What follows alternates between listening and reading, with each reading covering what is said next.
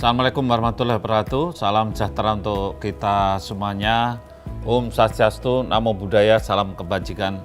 Saya pada kesempatan hari ini mau menyampaikan tentang prinsip menunda hamil dulu semasa pandemi COVID-19 ini. Ya, makanya kita harus berusaha keras untuk kalau bisa jangan hamil dulu. Ya. Kenapa kita ini perlu menunda hamil dulu? Karena saya katakan bahwa hamil muda itu adalah sangat rawan. Hamil muda itu sangat rawan. Ya, saya bisa cerita satu persatu seperti apa, tetapi sebelum saya cerita tentang kerawanan seperti apa hamil muda, saya akan sampaikan tentang sebetulnya bagaimana orang itu bisa hamil ya. Jadi prosesnya seperti apa. Gambar di mana ada calon-calon bibit dari suami yang namanya sperma. Dia masuk ke dalam lorong dari leher rahimnya perempuan itu, berjuta-juta sperma masuk ke sana dan dia akan jalan dengan cepatnya, iya. Dan sperma yang bagus dialah yang akan sampai kepada telur. Spermanya minimal 20 juta per cc, tapi telurnya cuma satu.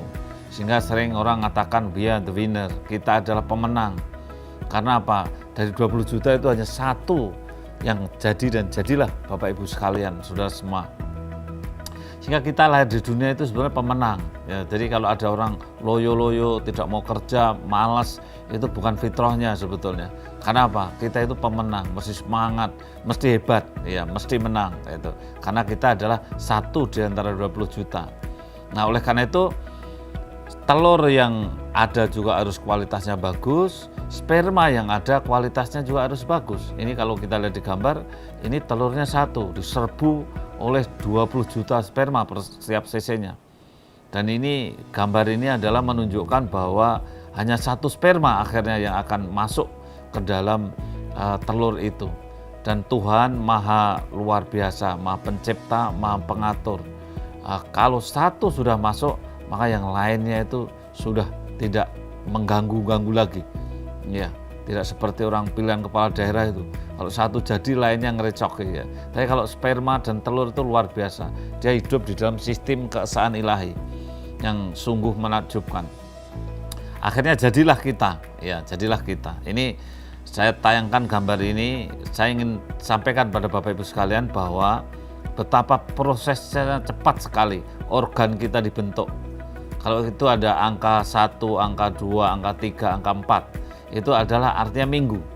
Bapak Ibu bisa lihat, saudara-saudara bisa lihat di angka 8. Angka 8 itu kan sudah lengkap sekali itu organnya, kepala, pundak, lutut, kaki, semua sudah ada itu. Dan itulah namanya periode fetus, namanya periode sudah fetus, sudah calon janin, bukan lagi embrio. Dan itu ternyata terjadi hanya dalam waktu singkat, hanya 8 minggu, artinya 8 kali 7 hari, dihitung dari menstruasi terakhir. Jadi kalau perempuan merasa telat, ibu-ibu merasa telat, baru telat sebulan, ternyata sudah luar biasa. Janin sudah jadi, baru telat sebulan. Dan disitulah saat-saatnya organ terbentuk, namanya organogenesis. Sehingga kalau orang itu akan cacat, ya cacatnya itu terjadi di awal kehamilan ini. Inilah makanya kita penting untuk berdiskusi tentang apakah kita itu bijak memulai hamil, kemudian menjadi hamil awal bulan atau awal kehamilan di masa pandemi COVID ini. Karena memang hamil di masa awal bulan atau awal minggu ini adalah masa-masa di mana organnya dibentuk. Jadi kalau Bapak Ibu sekalian sekarang itu stay at home, tinggal di rumah, tidak kemana-mana, kemudian tiba-tiba COVID negatif tapi istri positif, ya sekarang inilah minggu-minggu ini calon anak Bapak Ibu sekalian yang ada di dalam kandungan itu tangannya dibentuk, kakinya dibentuk, kepalanya dibentuk. Jadi kalau ada gangguan, maka gangguannya juga di masa ini. Ya, itulah jangan punya pikiran bahwa tangan, kaki, kepala, mata, hidung itu dibikin hamilnya sudah 6 bulan atau 7 bulan, oh salah besar. Dibentuknya pada saat awal ini. Lihat di gambar itu angka 8 artinya sudah 8 minggu, dan kemudian angka 9 di warnanya sudah biru itu sudah janin, luar biasa, sudah lengkap sekali. Ini kalau kita lihat Bapak Ibu sekalian, jadi ketika dia itu masa pembentukan organ, janin kita itu seperti itu. Itu kalau kita lihat kepalanya itu masih terbelah tengahnya itu, belum begitu menyatu-nyatu amat tulangnya itu. Sampai lahir pun tulang kepalanya kan masih terbuka itu, masih kepalanya masih kalau dipegang begini masih ada denyutnya dan seterusnya. Jadi kalau terganggu pembentukannya karena mungkin ada COVID, infeksi, atau mungkin demam, panas karena penyakit itu, maka kemudian terjadilah gangguan pada saat itu. Sebetulnya yang namanya bibir sumbing saja, itu kan cuma terjadi pembentukan ketemunya bibir kanan, bibir kiri itu terganggu, akhirnya terbelah tengahnya.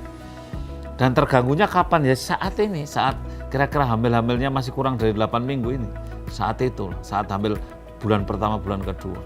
Nah ini karena memang betul-betul baru membentuk organ. Sehingga ketika terjadi cacat seperti yang ada di gambar ini, maka kecacatan ini terjadinya pada saat awal kehamilan. Bulan pertama, bulan kedua sudah finish, sudah selesai. Ya. Nah inilah makanya saya pesan betul, kalau tidak penting-penting amat, mungkin tidak perlu hamil. Ya, jangan ada hamil yang tidak terencana. Jangan ada hamil yang tidak ada kepentingannya. Jangan ada hamil yang tidak disengaja.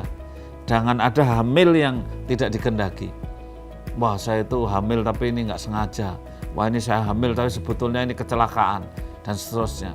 Apalagi yang hamil masih di luar nikah. Apalagi hamil yang masih usianya terlalu muda. Inilah risiko yang harus kita lihat. Ini kita lihat betapa sedih ketika kita melihat cacat-cacat itu terjadi, kemudian lahirnya seperti ini. Ketika sekarang ada mereka membiarkan untuk biar hamil, stay at home, kemudian kumpul istri, tidak pakai alat kontrasepsi. Ya kalau suntiknya telat, ya saya kira suntik masih bisa.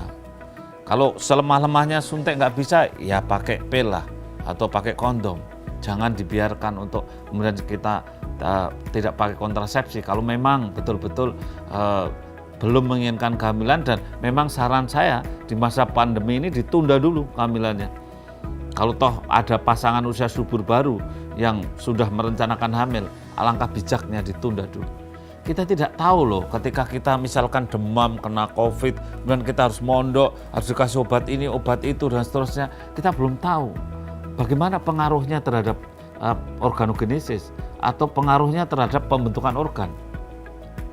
Karena COVID ini adalah hal baru, sehingga banyak dokter-dokter belum meneliti apa pengaruhnya. Apalagi kalau dikasih obat, terus apa pengaruhnya obatnya kalau seandainya terjadi kehamilan. Ini baru berdiskusi tentang seandainya kita itu hamil muda, kemudian harus minum obat karena kita kena COVID, maka kita belum tahu dampaknya seperti apa.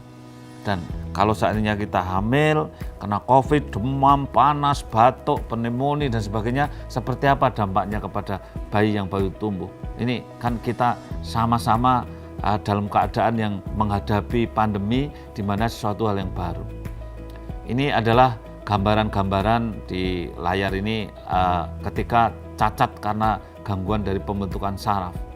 Sehingga bisa terjadi otaknya pembentukannya nggak sempurna, tulang belakangnya berlubang, bukan sundul bolong ini bukan ya, tapi karena sumsum tulang belakangnya tidak terbentuk, karena sumsum tulang belakang itu bagian dari otak.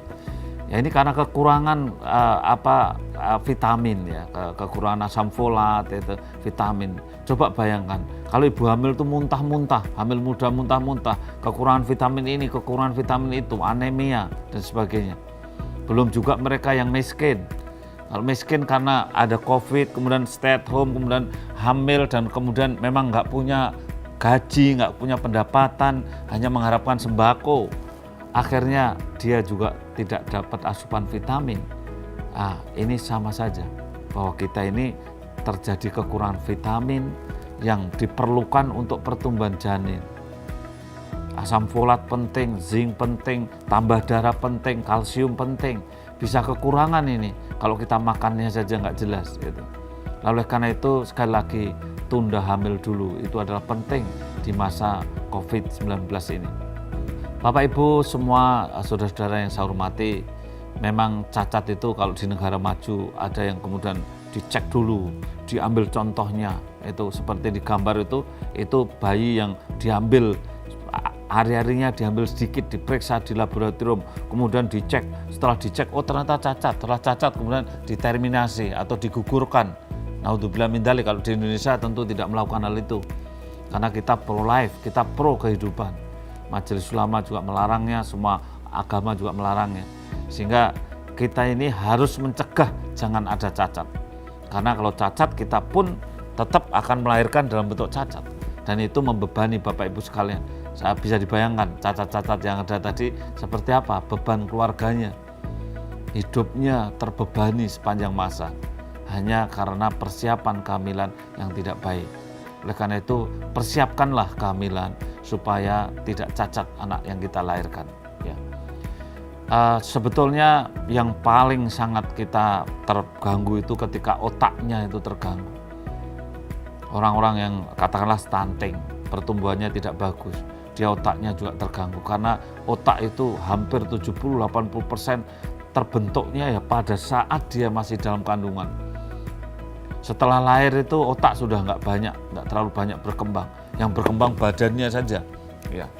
Otak kita itu seolah-olah lahir itu sudah 75-80%, tapi badan kita ini lahir itu paling-paling 5%.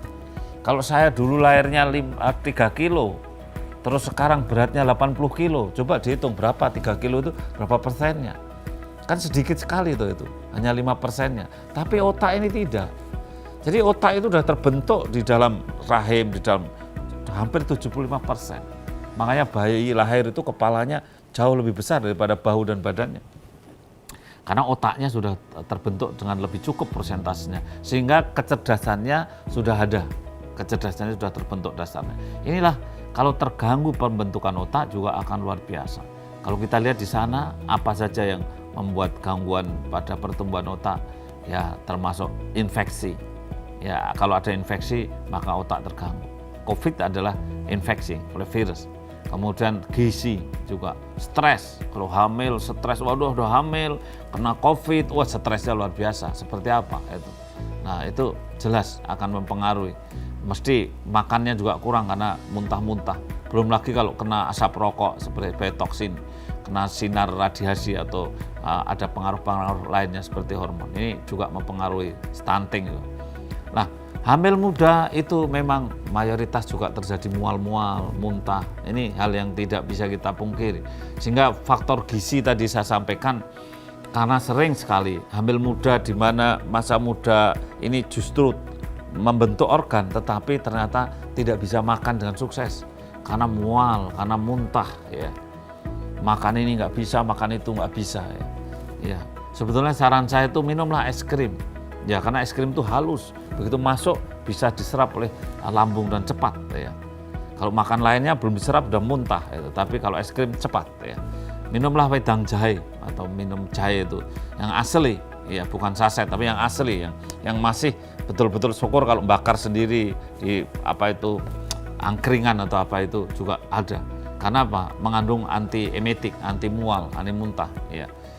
Nah, tetapi memang mual muntah tidak bisa kita hindari, sehingga kalau kita hamil muda, mual muntah masa COVID-19 ini, mau ke dokter ditanya, ini mau periksa apa? Oh hamil, mual muntah, ya. Muntahnya berapa kali? Oh baru 2 kali, 3 kali. Oh minum aja dulu, gitu. Di rumah dulu, minum dulu, itu jawabannya kan begitu. Karena apa? Karena memang kalau nggak penting-penting amat, hari ini lebih baik stay at home. Apa nggak berat kita ini? Ketika muntah-muntah, mual-mual, mau ke dokter juga sangat terbatas, mau akses layanan kesehatan sangat terbatas. Ya, kita bisa panik, bisa stres. Semua hamil muda itu memang daya tahan turun. Ya karena mual muntah ini daya tahannya turun. Tapi memang tubuh ini oleh Tuhan diciptakan daya tahannya agak turun. Supaya apa? Supaya hamilnya itu tidak ditolak oleh tubuh. Kalau tubuhnya itu punya daya menolak yang tinggi, maka hamilnya pun ditolak. Sehingga memang orang hamil itu daya tahan tubuhnya agak diturunkan. Itu.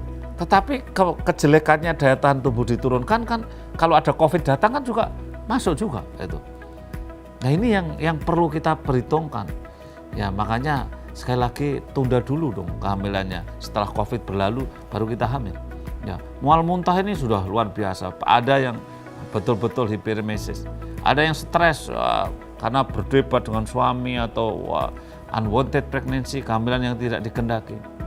Makanya kalau menurut saya di masa pandemi COVID supaya kita tidak stres, kita lebih baik mencegah. Jangan lupa pakai sarana kontrasepsi, itu penting sekali. Suami istri pasangan subur harus memperhatikan itu agar tidak hamil di masa COVID ini. Mual muntah memang menurunkan daya tahan tubuh kita.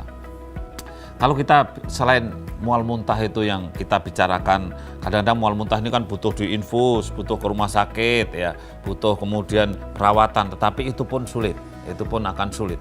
Maka lebih baik kita tidak hamil dan tidak mual muntah ya. Masih ada risiko lain lagi, yaitu yang namanya risiko terjadinya keguguran atau abortus. Ya, sebetulnya keguguran ini hal yang biasa. Orang sih, waduh keguguran ini heboh, saya takut dan sebagainya. Tapi keguguran ini kan kejadiannya bisa 10%, ada angkanya, ada yang menghitung sampai 15%, minimal 5%. Jadi kalau ada 100 orang hamil rame-rame, itu sebetulnya yang akan keguguran itu minimal 5, kadang-kadang sampai 10, sampai 12.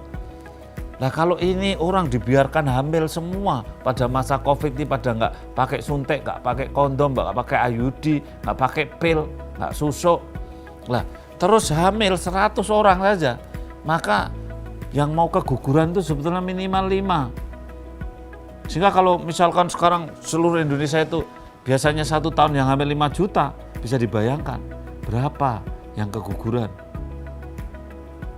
Dan keguguran ini seperti di gambar itu bisa dilihat, belum tentu bisa bersih. Ya keluar, terus perdarahan, itu. Takut perutnya sakit, pinggangnya sakit, stres, takut perdarahan. Ke dokter ditanya, gimana perdarahannya bergumpal-gumpal tidak? Tidak, mules ya sakit ya. Kalau nggak bergumpal-gumpal coba baring dulu, gitu. Ya. Karena ini baru sibuk ngurusi COVID. Nah, kita berat sebetulnya. Oleh karena itu, risiko keguguran ini sebetulnya sudah menjadi keniscayaan. Maka lebih baik jangan coba-coba hamil dulu di masa pandemi daripada kita juga menghadapi risiko terjadinya keguguran. Ya, ini kalau kita lihat perdarahan pada saat keguguran juga sering menakutkan. Ya, kematian karena keguguran juga ada. Ya. Kemudian kalau tidak bersih harus dikuret, harus ke dokter, harus ini. Kita lihat di tayangan itu, kan itu harus dibegitukan karena janinnya yang kecil itu sudah mati karena perdarahan di dalam, tapi belum bersih, jadi perdarahan terus. Sehingga harus dipakai alat, harus diambil di dalam itu. Ini harus dibius gitu. Ya. Nah ini tindakan-tindakan begini kan sebetulnya nggak perlu tuh kalau kita itu nggak hamil dulu gitu. Ya. Makanya sekali lagi risiko terjadinya keguguran yang tidak bersih ini harus kita hindari. Memang kalau ada yang sudah terlanjur hamil ya bed rest, harus bed rest saja. Kalau ada flek-flek sedikit bed rest, stay at home bed rest. Ya, kalau ada ngeflek supaya tidak keguguran dan supaya tidak harus ke rumah sakit, harus kuret, harus ini, harus itu, menjaga supaya tidak terpapar COVID juga jadi agak sulit kalau kita harus keluar masuk rumah sakit. Bapak Ibu sekalian, saudara-saudara sekalian yang saya hormati, saya sekali lagi mengingatkan jangan ada kehamilan yang tidak terencana. Jangan hamil kalau tidak penting-penting amat ya. Dan di masa pandemi ini lebih bijak kalau seandainya kita tunda dulu kehamilannya. Insya Allah nanti kalau pandemi sudah berlalu masih bisa merencanakan untuk kehamilan yang lebih sehat. Dan tentu kita ingin anak-anak kita juga anak-anak yang sehat, yang cerdas, dan keluarga kita menjadi keluarga yang bahagia, sejahtera, dan berkualitas. Terima kasih, semoga semuanya sehat di masa pandemi ini dan tetap jaga physical distancing dan juga jaga kebersihan dan juga jaga nutrisi atau makanan yang sehat agar stamina kita menjadi lebih baik. Terima kasih. Wassalamualaikum warahmatullahi wabarakatuh.